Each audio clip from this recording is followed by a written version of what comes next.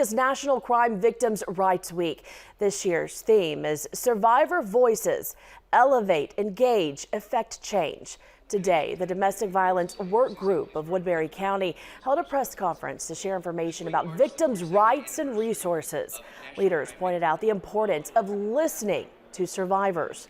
County Attorney James Loomis says he's going to work with victims to bring those responsible to justice.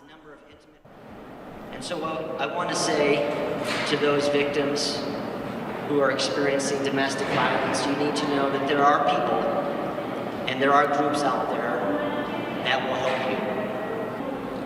We will work very hard and diligently to hold those accountable for the crimes that they commit. The Domestic Violence Work Group is made up of various law enforcement members, a safe place, and volunteers. They help to connect survivors of domestic abuse with local resources based on those specific needs.